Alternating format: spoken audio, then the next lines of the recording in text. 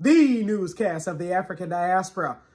I'm Ochanda, in for the weekend special and your anchor, bringing you daily the top stories from Africa and the Caribbean. Let's take a look at today's news on Saturday, April 15th, 2023. Let's go to Sudan, where several have been killed with the paramilitary fighting the National Army. Fighting has broken out in the capital of Khartoum of Sudan between the Sudanese army and the RSF, known as the Rapid Support Force paramilitary group. Clashes erupted on Saturday in Sudan's capital, Khartoum, between the country's military and the Rapid Support Forces paramilitary. The country's doctors union said that 3 civilians so far have been killed and at least 9 others have been wounded. Rapid Support Forces, known as RSF, said its units took control of the presidential palace and Khartoum's international airport, along with another airport and a military base north of the capital. The country's military, meanwhile, denied those claims, saying in a statement that it had gained control over RSF leadership without quote-unquote resistance, and it had struck RSF bases, chasing after paramilitary units. It was not initially possible to verify the contradictory statements on both sides. Sudan's military, led by General Abdel Fattah al-Burhan, overthrew the longtime ruler Omar al-Bashir back in April of 2019. 18 months later, the military and the RSF staged a second coup, upending a transition into democracy. The two agreed initially to a joint power, but tensions between the military and the two leaders have increased in recent months.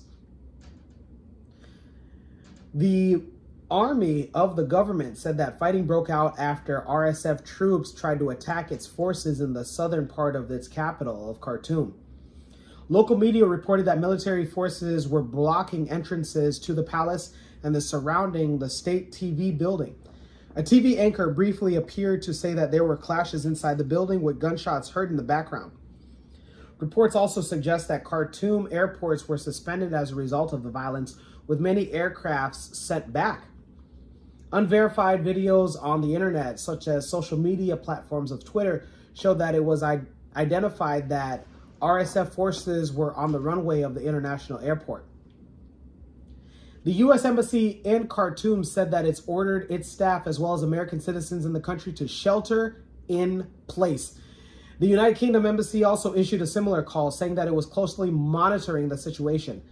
U.S. Ambassador to Sudan, John Godfrey, said that it has woken up deeply disturbing sounds of gunfire and fighting. He also stated that escalations of tensions within the military component and its direct fighting is extremely dangerous, calling on senior military leaders to cease fighting. European Union and other international groups have called on all forces to stop the violence immediately. Russia's embassy in Khartoum also expressed its concern due to the escalation of violence and called on the fighting parties to cease fire. So, why have tensions flared recently? The crisis between the military and the RSF escalated after both forces failed to reach an agreement over restructuring the military. The agreement is vital to allow elections that would bring the country back on civilian track after years of turmoil. The top army general accused RSF on Thursday of deploying forces across the country without the army's consent, warning of potential clashes in a rare televised speech. The paramilitary force, which had deployed troops near the northern town of Merowe, some 330 kilometers away north of Khartoum, defended the presence of its forces. The military later said in a statement it was in control of RSF Merowe forces, adding that the paramilitaries had fled. The militia is accused of committing war crimes against Darfur's non-Arab rebels. Wow. Those in Sudan, let us know on how you guys feel and let us know what's going on the ground. Please feel free to reach on out to Kush News in the description box below to exclusive footage on what's going on. Let's go ahead and stay in Eastern Africa and go with Kenya. Kenya has officially sent its first operational satellite to space. The first operational Kenyan satellite that was put into orbit on Saturday by a rocket, which took off from California via SpaceX, has been sent. The launch, initially scheduled for Monday evening in the United States, had been postponed several times this week due to bad weather conditions. On Saturday, today, a Falcon 9 rocket of SpaceX took off from the California site of Vandenberg before deploying an hour later several tens of satellites, including Kenya's Taifa 1, known as Nation 1 in Swahili. Designed and developed by a team of Kenyan engineers and researchers, the satellite will provide data in the areas of agriculture and environmental monitoring in Kenya, valuable for the future of this East African country, currently experiencing a historic drought.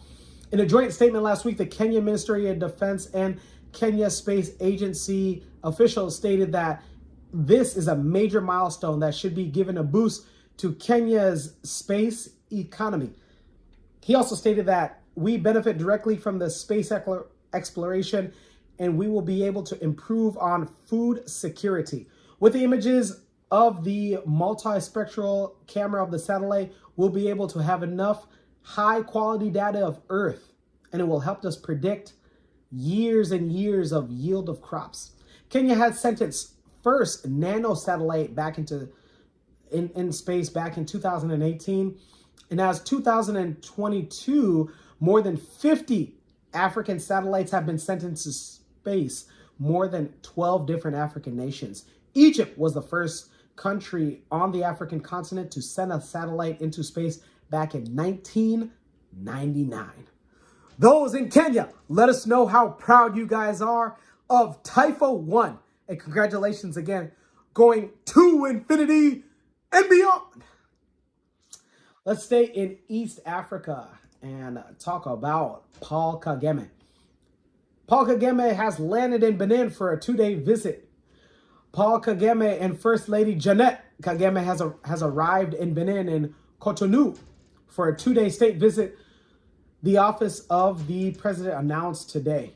In Cotonou, Paul Kagame is expected to hold a tete-a-tete with host President Patrice Talon, following a bilateral discussion with retrospective delegations before addressing a joint press conference at the Le Palace de la Marina, the Benin's presidency. The head of state, alongside First Lady Jeannette Kagame, will tour the Esplanade de Amazon Square, home to the majestic statue of the warrior woman and the La Statue l'Amazon. It's an Amazon monument which symbolizes the courage, bravery, and patriotism of the Beninese woman, present and past.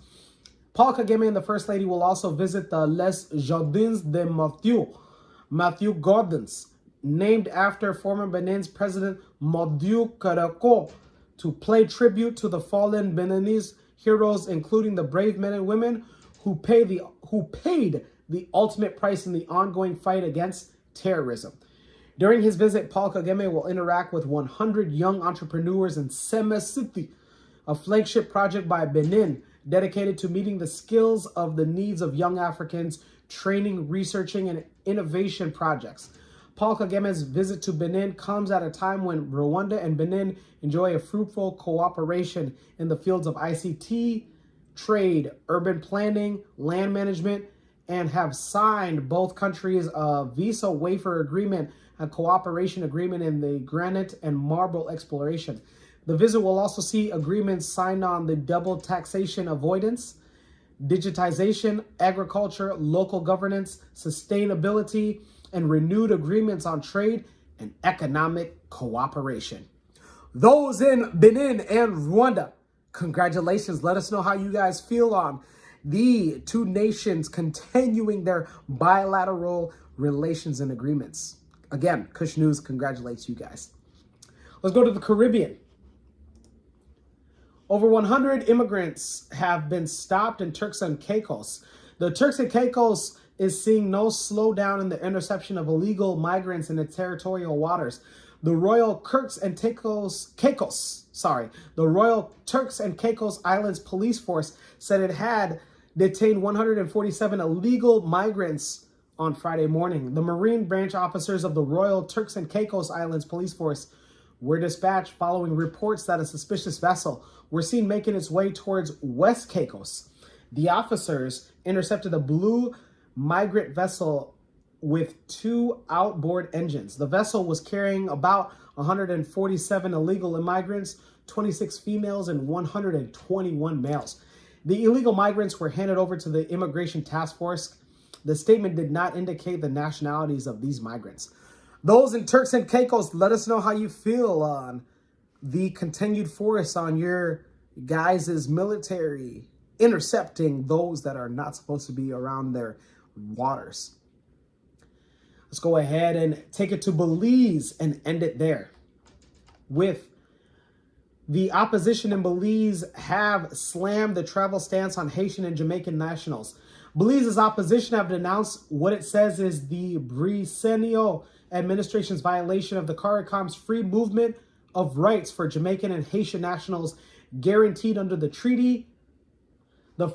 This follows an announcement made in late March that the cabinet determined that Belize will invoke Article 226 of the revised Treaty of the Charamas, which allow for the Minister of Immigration to immediately impose a visa requirement for Haitian and Jamaican nationals wishing to visit Belize and require Jamaican nationals to provide evidence of a fully paid non-refundable hotel reservations prior to boarding flights in Belize. In a statement, opposition leader Shine Barrow said that these rights have been tested and affirmed all the way to the CCJ back in 2013 when they ruled that Shanique Mari, a CARICOM national, had the right of entry to any CARICOM nation under the 2007 decision by the Conference Heads of Government on the Free Movement of Citizens within the community without harassment and undue impediments.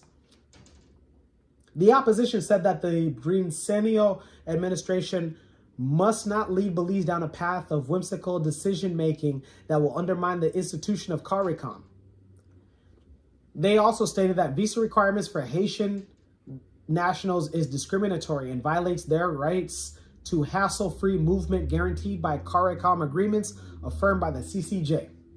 The opposition also stated that the Briceño administration must ensure that Belize is committed member of CARICOM community and find solutions derived from meaningful deliberations with all the heads of states in the Caribbean nations and that are keeping within the framework of regional integration and a single market economy.